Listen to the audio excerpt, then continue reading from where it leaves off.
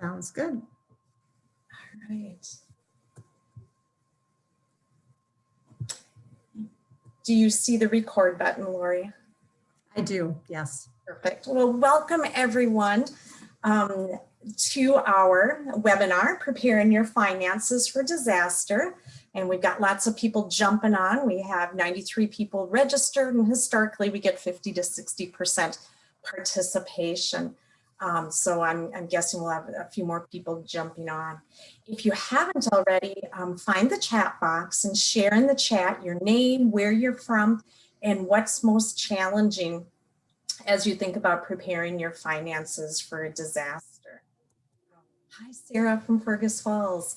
Yeah, right. So being a single income earner, knowing what to do sometimes isn't the problem. It's just having the motivation. Although someone shared there's a lot of unknowns that they're not sure what to worry about. The long-term care was mentioned as well. So we are going to be talking about a lot of those types of things as we move forward. So my picture is on the right-hand side. I'm Sarah Crymans. I'm an extension educator with the University of Minnesota Extension and our Center for Family Development. I'm located out of our Morris regional office, but because of COVID, I'm in my home office today. And with me, I have Lori Hendrickson, and she is also an extension educator in our Center for Family Development. And Lori is located out of Grand Rapids, but is also in her home office today due to COVID. So welcome everyone. We are going to go ahead and start with a poll, and I am going to launch it here. All right, so take a minute, and you should see this on your screen. Great, people are responding. Why are you participating today? For personal use, professional use, or both personal and professional use? So we'll wait just a sec here. Got a few more people that need to respond, perhaps. All right, I'm going to go ahead and end the poll, and I'm going to share those results. So it looks like about 27% are on for personal use. The majority of you, 70%, are hoping to gain something for both personal and professional use. So thank you. That is helpful to us as we facilitate conversation today and work through the webinar. So typically when we think about disaster preparedness, we think about this emergency kit or a bag that has extra clothes and water and maybe some medications and a few things that we can grab as we go out the door. This is really important, but we also need to think about our finances, and that's what we're going to focus on today. So we're going to look at identifying the benefits of preparing our finances, and Lori's going to lead us through several strategies for managing your finances, for getting them prepared. So I want you to find that chat box again, and let's do a little bit of brainstorming about what are some potential disasters your family may experience. Welcome, Tina from Brainerd. How much to save? Julie. Oh, welcome from the Congressman's office. Excellent. Okay. Some disasters: job loss, fire, job loss, health issues, death of a spouse, home repairs, fire, tornado, power outages, high winds, flooding, the pandemic. Thanks for mentioning the pandemic. Loss of cognitive decision-making, divorce. Yes, ice storms, fire, weather, pandemic. One thing we learned is that cash access is important, but also, yeah, plastic, we'll be talking about that. All very good responses, definitely. So you can see on the slide here a list of possible resources, right? And we focused more on those natural disasters that could happen, but several of you mentioned the pandemic as well. Others mentioned job loss and divorce and health issues as well. We also added the riots after George Floyd's murder this spring in Minneapolis. There was a neighborhood that there was a lot of impact on. And so it was kind of similar to having a natural, and this wasn't a natural disaster, but a disaster happening in their community, and they needed to respond in similar ways. So there are so many different events that can impact our families and ourselves that we need to take a look at. This is a wonderful map that gets updated every year by the National Center for Environmental Information. And this takes a look at all of the billion-dollar weather and climate disasters last year. And so huge amounts of financial impact for communities and individuals. So there's a lot of impact. This next slide I received from some FEMA partners. And this is kind of fun to look at, and especially since we've got folks from Colorado and Georgia too. It shows areas of the nation where different types of disasters are more prevalent. And as Lori and I were looking at that, we were like, where's the tornadoes? I don't see tornadoes on the left-hand side there. And up on the right-hand side, it talks about the severe weather that can happen at any time in any part of the country. And so that can include hazardous conditions produced by thunderstorms, including damaging winds, tornadoes, large hail, flooding, winter storms, many of which we experience here in Minnesota. And then they've also listed the pandemic too, right? That can happen anywhere. So oftentimes I think that it's not if we're going to be impacted by a disaster, it's almost when, right? So it's probably wise to get ourselves organized. Now this, here's some statistics. 68% of adults have set aside some money for an emergency, all right? About half of all adults have set aside no more than $700 for an emergency, all right? So people are trying to set dollars aside, but they're not setting aside a whole lot. Let's look a little bit at this financial resilience indicators a little bit more.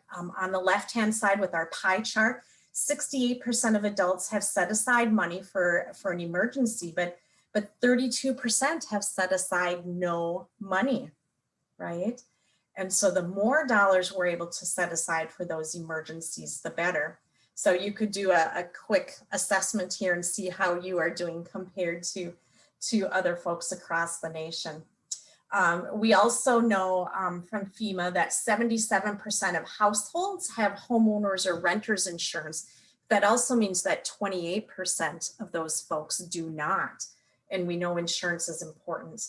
And only 22% of households or homeowners have flood insurance policies.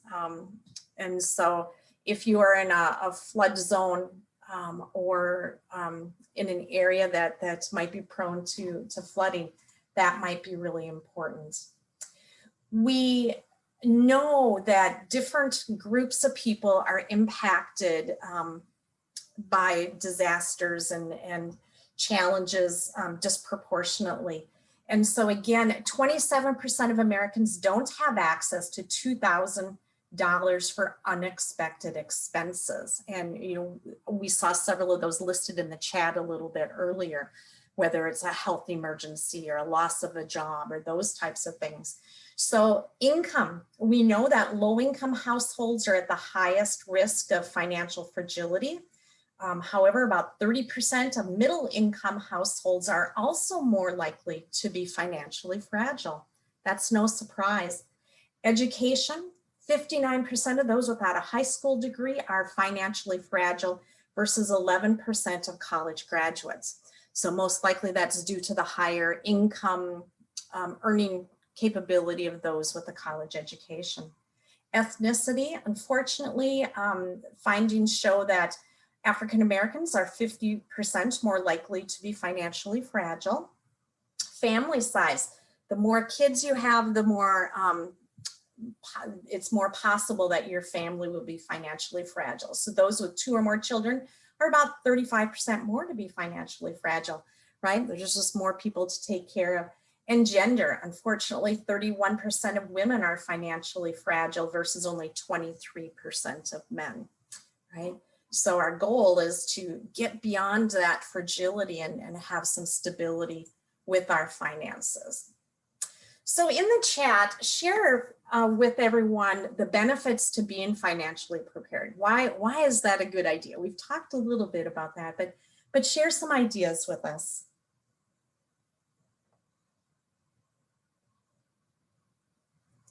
Milka, your question, is there a place for attendees to access this data material?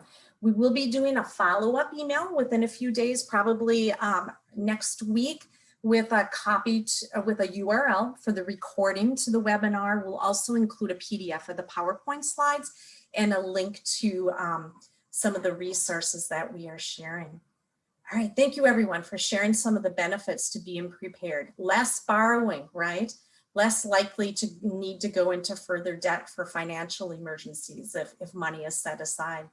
Yeah, you don't need to use credit to fix a problem if it's available. Less stress. Tina, thank you. That is a huge one, right? So it's not only the debt piece, it's stress and our mental health, which can impact our physical health as well. Yeah, Sarah, thank you. Higher level of confidence if unexpected things happen. And definitely Holly, again, we wouldn't need to rely on using credit if we had some dollars set aside, right?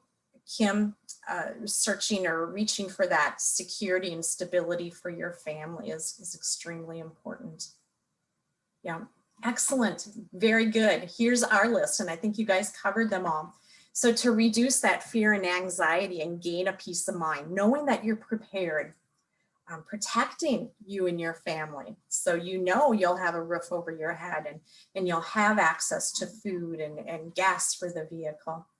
And definitely you're going to be better prepared to navigate the recovery process following a disaster if you have your finances organized and you've done some pre-planning. And definitely, as all of you alluded to, you're going to have more options available following a disaster. If you have minimal debt, and if you have dollars set aside, you're gonna most likely need to borrow less money. But also, if you've got your finances pretty well set, you most likely would be better able to access loans that are more desirable than someone who has a lot of debt. So great. Another chat, we're gonna keep you busy here. How can you financially protect your family from the impact of disasters? What are some ideas?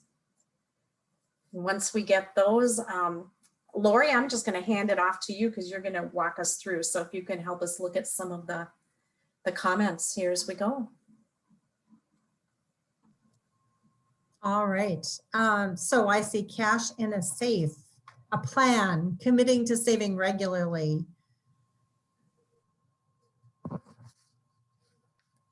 Having insurance. Start preparing now with savings, having a budget. Encourage savings, even a small amount each paycheck. Yes, we'll be talking about that. Learn and teach how to be more frugal in spending. Okay. Any others? Oh, work on learning to live on less. Yeah. All right. Well, you all mentioned things that we're going to be discussing. And Sarah, if you want to move on to the next slide, we're going to be talking about a variety of strategies that you might find useful to financially prepare yourself in case of disaster. And just to give a little background as to how we developed these strategies, it was back in the fall of 2018 that Sarah and I did some focus groups. We had financial professionals, and disaster professionals. We had survivors. We also had disaster volunteers. And we were asking them about what made people resilient in terms of when they were in recovery after disaster, what helped them to get through? Also, what was missing? What kind of resources might we help to contribute to? And looking at what was available already, what helped people and then moving on to what else do we need for people to be resilient in disaster recovery. And so these are strategies that we were able to pull. 2019, we started pulling all the information together, and then we started developing ways to share this. And from our webinars, and also we'll share a handout with you as well when we send out the mailing of the strategies as an infographic. So the first one that you see here is to create and use a spending plan. Sounds pretty basic, right? But we want people to remember, that looking at your income and expenses beforehand can be helpful to you. Understanding your expenses, which are fixed, which are flexible, which are non-monthly or periodic. That spending plan helps us to direct our resources where they're needed the most.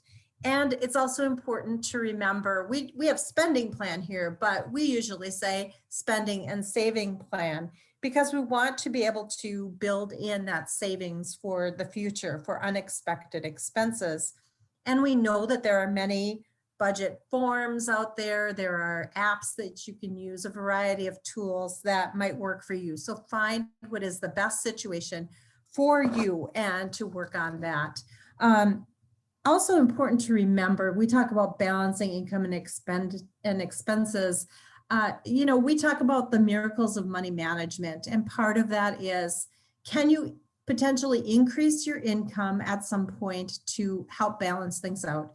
Can you reduce expenditures? Or maybe you can do a little bit of both. We know that it's difficult for people sometimes to increase income, and maybe they're spending right down to the very bottom of what they can do with their expenses. And so looking at how does that balance out? Is there something that you can do temporarily? Those types of things in order to make things balance out for you. And that putting money aside is part of the plan, of course, related to deductibles and other things that come up, not just disaster situations, but those seasonal expenses and holidays and such. And so recognizing that that spending and saving plan is the first step. Next slide, please.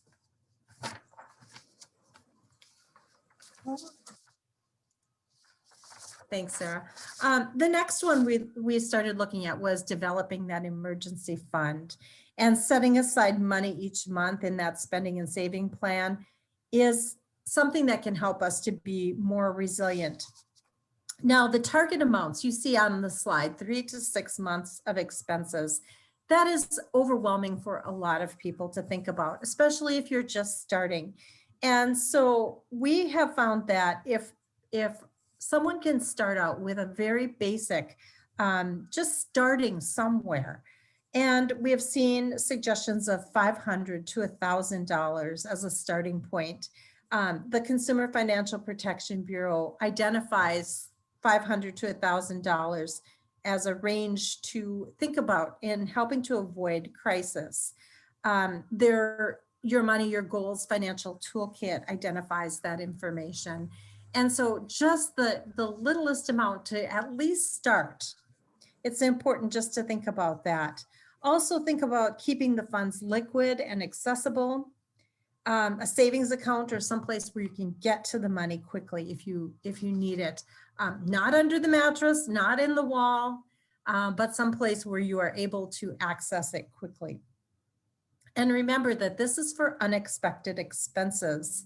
One example that we have, and Sarah had shared this story with me a while back, that at one of the multi-agency recovery centers that she happened to be staffing, a woman had a basement that had been flooded. And when the water receded, she did not have an emergency fund at all. And what she needed to do was to dry out her basement, and simply a dehumidifier, that cost maybe $100 would have been sufficient to help her out and to make sure that there was no mold and no additional expenditures for her as she moved forward in her recovery. And so not having $100, think about that when we talk about $500 to $1,000 of an emergency fund. Do you have $100 that could help prevent a crisis in your situation? if it should happen. So it's really important just to look at setting something aside, starting small and starting to have that money and get that habit in place if you're able to do that. Next slide, please. So we'd like to ask you a little bit about where do you think you'd find money to start or to maybe enhance that emergency fund? If you would share that in the chat, we'd appreciate that. Think about ways that you might find money to start or to build that emergency fund.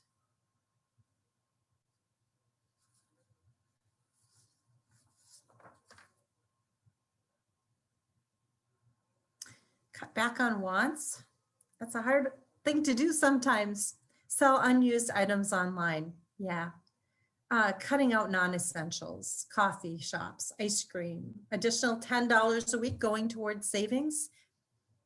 Especially if you can do that, you know, as a direct deposit into a savings account, you don't see it and it makes it a little bit easier.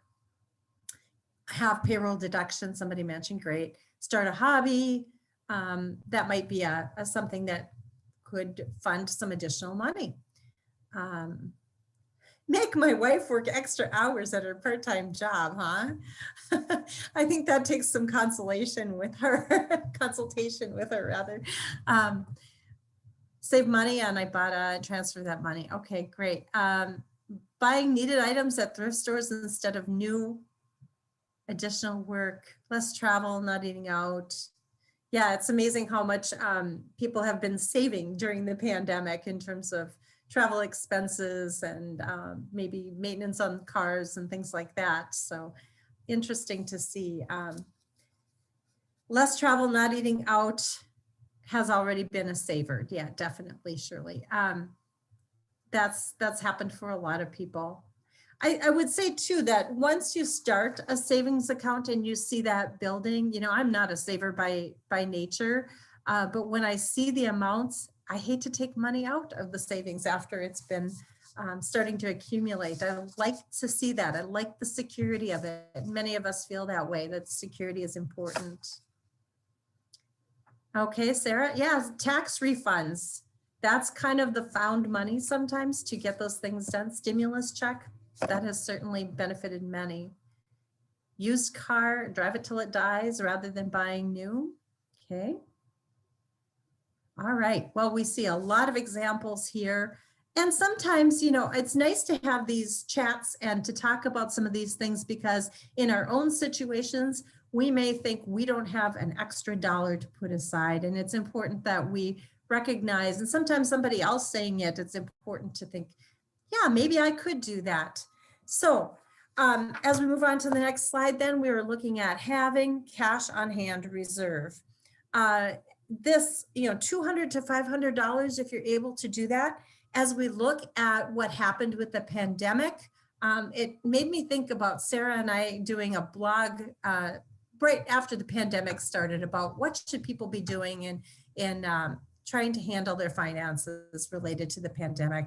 And having cash on hand was something that we had talked about because what we're seeing is financial institutions, as far as their lobbies and such, may not have been open as much as we would have hoped they would be. And oftentimes, where are their ATMs located? In the lobby. And so financial institutions may be closed. We may not be able to access them. What if there was a power outage and you could not use your credit card or ATM and you still needed to purchase goods and services?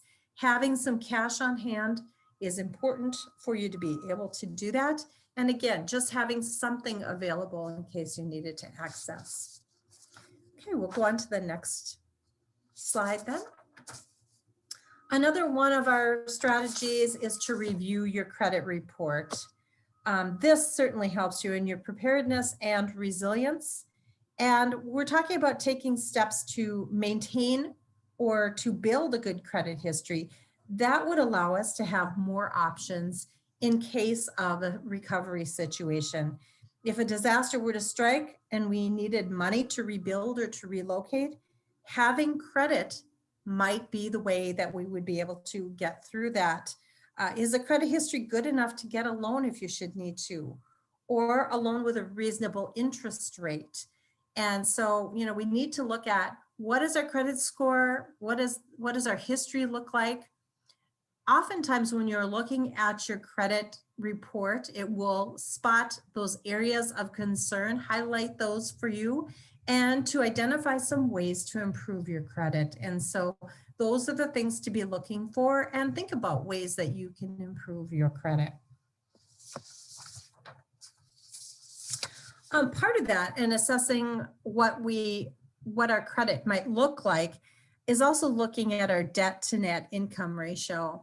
And this identifies our current debt usage and our capacity to take on more debt. And you see here the ratio that is used is monthly debt payments divided by monthly net income.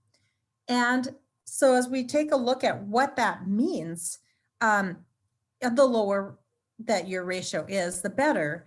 If you look at lenders, they would typically use the gross income, and that would be like about a 36% or less. That's the gross income. We use the net income or the take-home income, and like to see 15% is an ideal place to be. When I started teaching, I remember 15 to 20% was kind of where we would say. And part of that was job stability. But if we look at job stability, and especially now after we've been through the pandemic, job stability isn't assured for many people. And so when we take a look at that, 15% or less is ideal. And we want to think also about how risk adverse are you? If you don't like the idea of risk, maybe you want to be closer to 12%. We're going to take a look at ways to reduce or steps to reduce then your debt, and thinking about, how do I go about doing that, reduce my debt and get that ratio to where I want it to be. And you see there the benefit is having access to credit if and when you need it. And then moving on to the next slide, we'll take a look at an example of how this works. You see the debt to net income ratio played out here. We have the monthly debt payments divided by the net income. Our example there is the net income is $3,205. Our monthly debt, $672, and all the items that are listed out there. Again, dividing that out. And remember that when you divide that out, you will get a decimal. You're going to multiply by 100 in order to get to that percentage then. And you see in this case it is 21%. Remember, in this debt to net, we are not including rent or first mortgages in the monthly debt. So you see there, again, a reminder that 20% or more is in the high range. And so we want to bring it down a little bit so that you would have access then to credit and know that you had the capacity then to handle that debt. Okay. Another strategy that we talk about is developing that household inventory. And, it's very difficult. Sarah and I have interviewed a number of people. We some time ago did some videos related to disaster recovery and financial disaster recovery. Talking with people, it's very difficult to try to recreate that inventory after the fact. And, thinking back, well, what was in this room and what was in that room and what do we need to include? We do have a form, and you see the link on the screen as to our household inventory. But also, a simple way of doing this is we all carry these smartphones around now. Just looking around a room, doing a quick video or some pictures of items. Oh, I remember we bought that TV in 2005, and, and talking about the items as you're going around and doing a video of the room. That's a real simple way to have that. And then to keep a copy of that inventory available for you. Again, it might be something that you put an electronic copy in the cloud, email it to yourself. You might give a copy to a friend to hold on to you so that it is not inside the home. in case you should need it in the future and have it available. So develop that household inventory. Think about what those items are that you would include and that you would have to replace. Another point on the slide there that you see, following a disaster for insurance use, for assistance. We'll talk about the assistance issues and also for taxes. You know, if you had to document your losses, how would you go about doing that if you didn't have an inventory?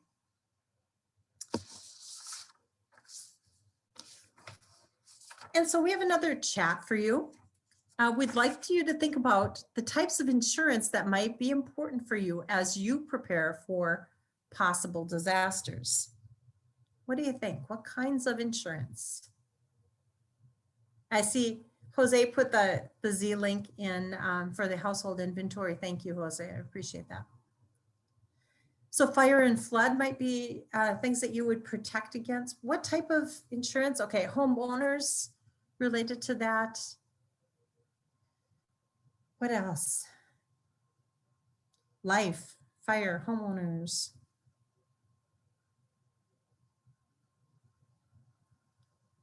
Contents, home insurance, particularly if you are a renter. You know, remember that for renters, your landlord's insurance does not cover your contents.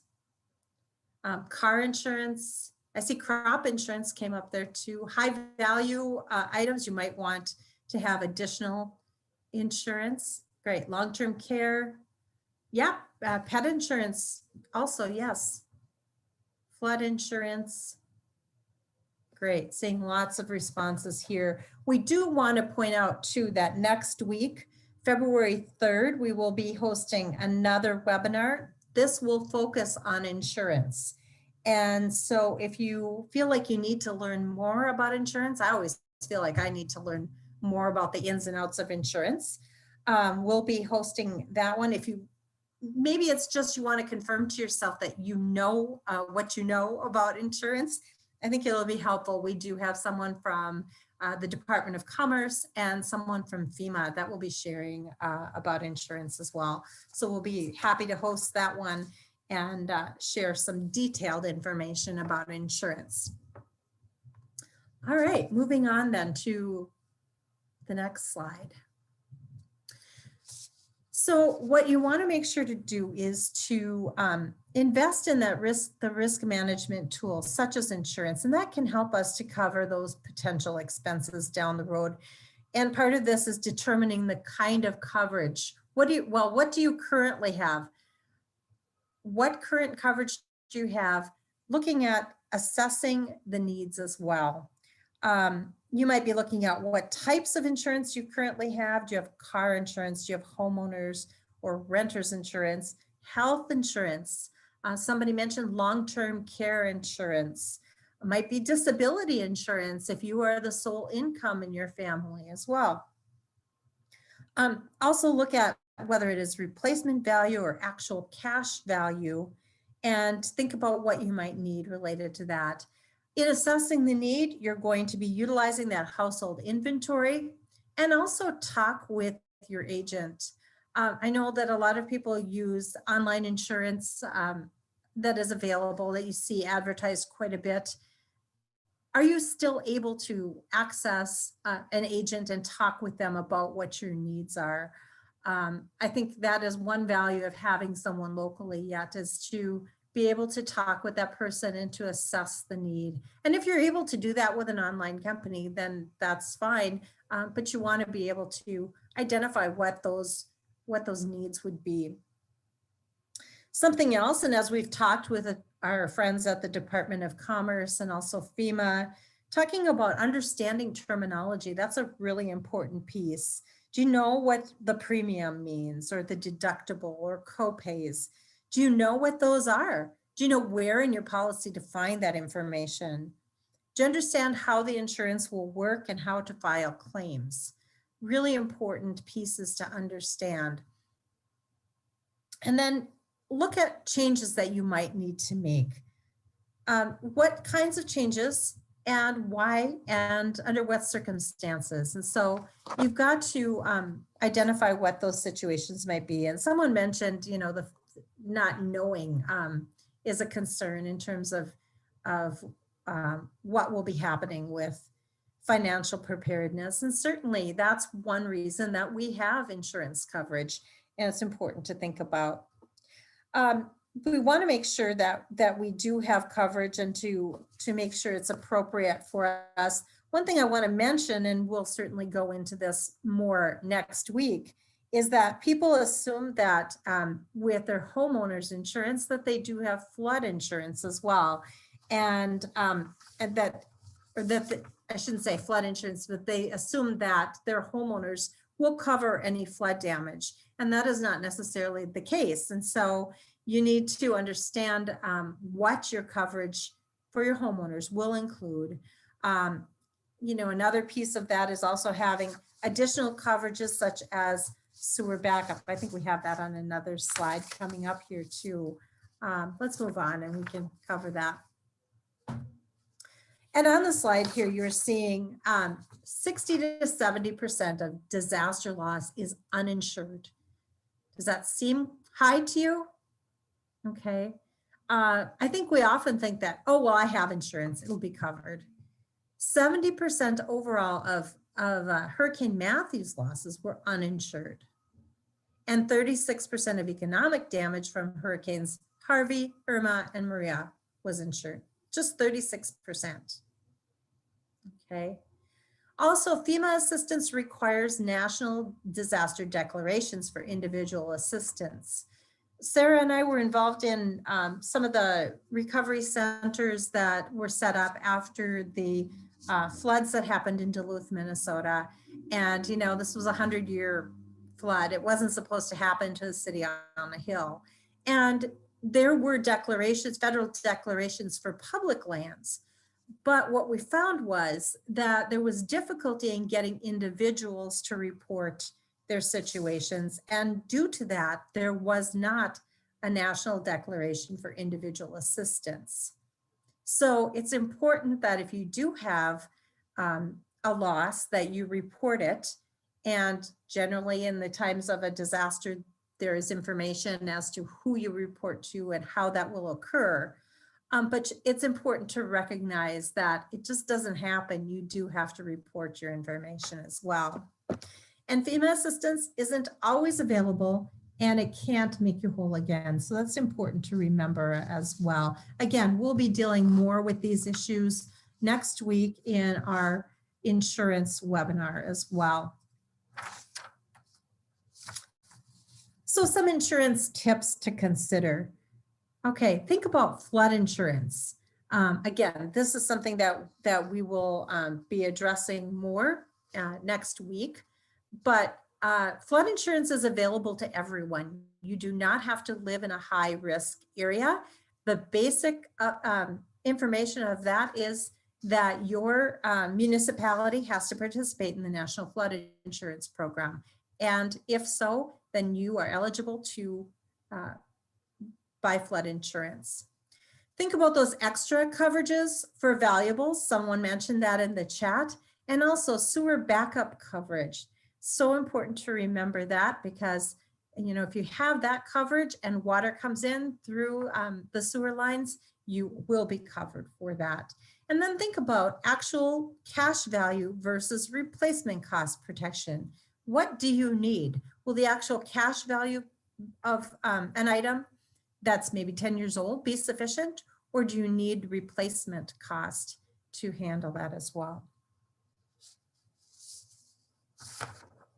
Okay, and again, here is the information on the flood insurance program. Again, we won't spend a lot of time on this because we will be dealing with it next week. You'll get some great information, but floodsmart.gov is where you can find out more.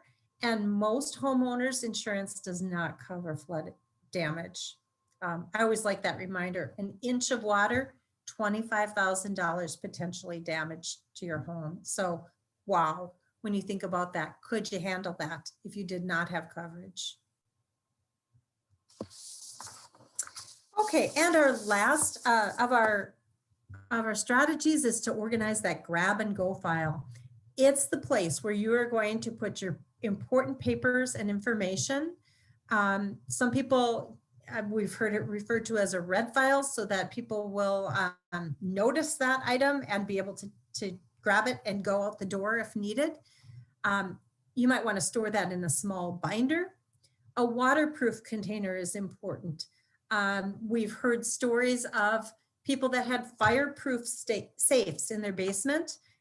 They were heavy, they sat them on the floor. Maybe it wasn't waterproof and they lost their information as a result of that. So make sure that whatever you use, also make sure it's waterproof. And keep them accessible in order to quickly grab them as you're able to go out the door. You know, you might prepare other items, food, water, clothing that you would take with you for your family. Keep those items all together so you can just take it and go. Okay, next slide, please. So we have another chat for you. Where do you think you can seek assistance as you financially prepare for disaster? Think about those places you might seek assistance, and we're going to share some resources with you as well. And at that point, Sarah will continue on. So Sarah, do you want to join me in answering some of these as well? Where might you seek assistance as you prepare financially for disasters? Okay, I'm seeing insurance agent. Yeah, the insurance companies. The county might be a place. Yeah, because they might have information on your situation as far as, you know, flood insurance if they participate in such. FEMA, a financial planner, Red Cross, all great resources. Thank you, Lori. I couldn't find my mute button. Definitely lots of places that we can go. People are go-to people that can assist us. And it's really important to build those relationships and networks prior to when a disaster happens so that it's easier to connect with folks afterwards. So we're going to share a few resources with you. The University of Minnesota Extension, we have a great webpage on how to prepare for a disaster. A lot of the things that we've been talking about, you can see the organize a grab and go file there, review insurance, create a family plan. This is a great go-to page. So check that out, and we will be sure to include that page in our follow-up email as well, a link to that, so you can check that out. But go to the U of M extension. FEMA also has a document that they call their EFAC, which is the Emergency Financial First Aid Kit. It's a nice workbook. It's available in multiple languages, and they do have some fillable forms, but it helps you collect some of that financial information, right? So who's all in your household? What are the social security numbers? What are your bank account numbers? And it helps you collect some of that information so that you can have that in your grab and go file. So if you have to leave your home, you've got that information. So you have your insurance agent's phone number if and when you need it. This in combination with the household inventory and some of that other information would be a great start. And I know some of you had shared early on that it's difficult to, you know what to do, right? You just need that motivation. So start small, pick one task and work on that and see, make some progress towards collecting that information. And similar to what Lori had said earlier with that household inventory, have multiple copies, right? You probably have a paper copy at home, but email a copy to yourself, maybe put one up in the cloud, maybe give one to your a trusted family or friends so that you've got that access to that information when you need it. Many of you touched on these as well, and this list continues to grow as Lori and I continue to talk with folks about it. But your financial institutions, right? Your bank, your credit union, wherever you do your money transactions, those are extremely important people, right? Just to make sure you have your deposits and you can pay bills and maybe use online banking.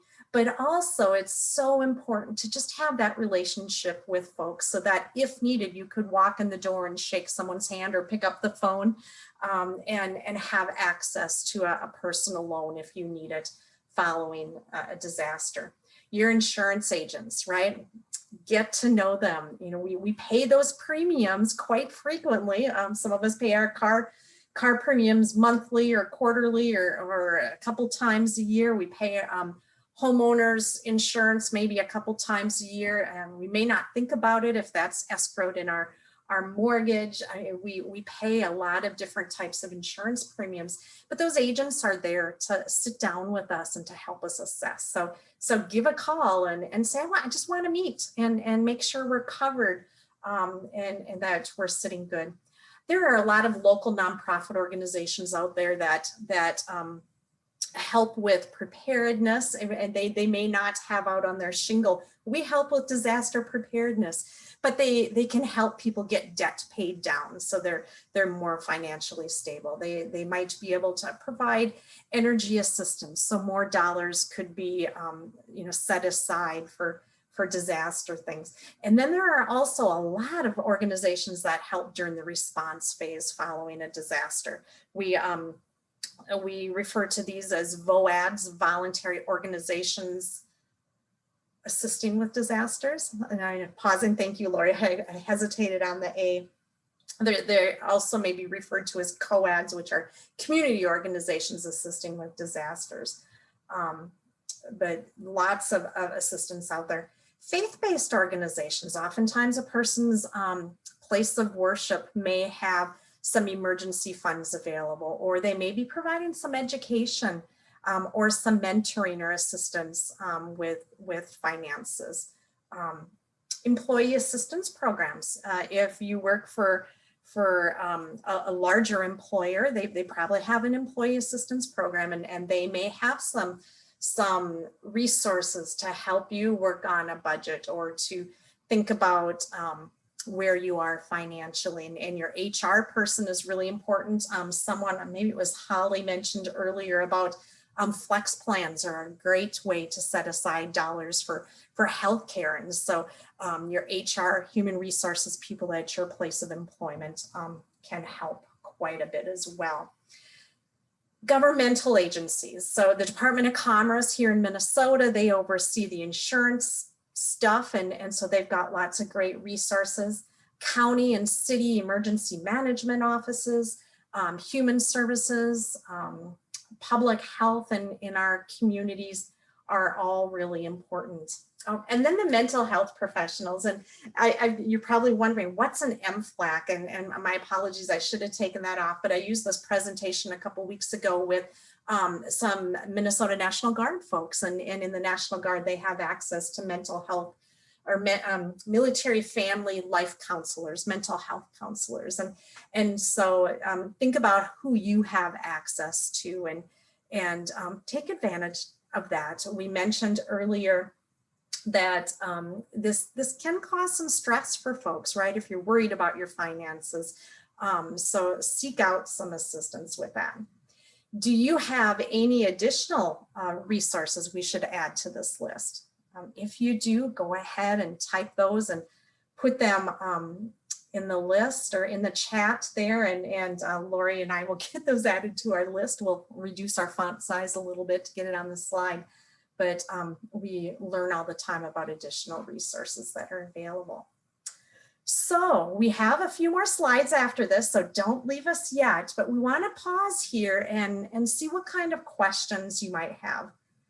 Clarifying questions, things we didn't talk about that you were wondering about. Go ahead and put those in the chat. Not a question, but a comment. We welcome those, Julie. Okay, folks that depend on counties such as help as food support or income help may have additional difficulty with saving money because of the risk of losing their assistance if they accumulate certain sums, because their assets are then increased. They are limited, which may discourage them from even trying. They should be encouraged to save at least the amount that they are able to. Yes, so true, Julie. You know, even if folks can set aside a couple bucks a week, right? Lori, oftentimes, I got to grab a water bottle here that if you put dimes in a water bottle, how much, Lori, did you say? I haven't tried it, but it's actually quite a bit of money, It's about $100, right? Yeah, So right up to the top. small steps, right? Just saving change and doing some of those things. But that is so true. Definitely so true for folks that are living paycheck to paycheck, just trying to figure out how they can set a little bit aside. So just starting somewhere. Good advice, Sarah. Continue to put questions or comments in the chat. And then we also want you to share in the chat, what did you learn today? And give us one thing you've learned. And then also share what's one action that you will take this week. So see if you're able to commit to one thing this week as a result of participating in the webinar. And so go ahead and add those to the chat. And while you're doing that, I'm going to move on to the next slide. And we do have certificates of participation. So what about 70% of you said you were on the webinar for both personal and professional use, and then a small number for professional use. If you would benefit from having a certificate of participation to document this professional development experience, or if you need documentation for licensure needs, definitely send me an email. And I think Lori maybe can slap that in the chat as well. I think my email will be in the follow-up. My email address will be in the follow-up email as well, but definitely shoot me an email and we will share that with you as well. We do have a more formal evaluation as well, since we are with the University of Minnesota Extension. We are continually needing to document the value of educational opportunities such as this. And so we have a very short email, or a short evaluation that, thank you, Lori, she just puts that in the chat as well. If you could grab that link and respond to it, it should take you just not very long, a couple of minutes. That would be extremely helpful. We'll also have that link in the follow-up email as well, but we appreciate your feedback on that because it helps us improve webinar experiences. And also, if you have ideas and suggestions for other topics, please let us know that. Lori referred to the upcoming webinar on insurance, and you can see that in the upper right-hand box on this slide with our disaster preparedness webinar series. So February 3rd, preparing your insurance. And she shared that we've got folks from the Department of Commerce and FEMA who live and breathe insurance information every day. So they'll be sharing. We will be having a webinar dedicated to preparing that grab and go file, organizing your important papers, on the 17th of February. We have some colleagues, Kelly Kunkel and Mary Schrader, who will be presenting on food for your family in a disaster. So they'll help you think about what might be good to have on hand prior, just in case, right, there's a disaster, and then thinking about food during and following a disaster. So that's March 9th. And then Lori and I are working with Carrie Olson, one of our Extension 4-H Youth Development educators, and a couple young men who are part of FEMA's Youth Advisory Councils. So Camden Larson from Fargo and Ryan Szyminski from the metro area from Minnesota are helping us plan that webinar. And that one is designed for young ones, 3rd grade and above, in collaboration with their adult. So we invite you to those. Also take a look at those Finding Balance webinar series on the left-hand side there. We've got some great topics there. And then my colleague, Jose Lamas, who is on this webinar, is presenting 3 webinars in Spanish. And the best that I know, Jose, is the first one is on credit. The second one is organizing your important papers. And the third one, they're looking at budgeting and food costs. So definitely, if you work with Spanish speaking folks, share that information out. So lots of things happening. We also invite you to engage with us. We are on Facebook, both English and Spanish. We are present on Twitter, Instagram, Pinterest, and then on YouTube, we've got some videos as well. So you will receive a PDF of the PowerPoint slides, so you'll have access to these. But simply, you can go to any of those places and search for UMN Extension Center for Family Development, and you will come up with us. So I'm just going to look at the chat here. Okay. Thank you, David. Reaffirmed what you already know. Yep. Thank you, Milka. Yep. Well, great. Lori and I are going to hang on here if folks want to hang out and have a few questions. I'll be hanging out a little bit longer because Lori's going to have to jump at the top of the hour. But thank you, everyone, for joining us, and watch for that follow-up email probably next week.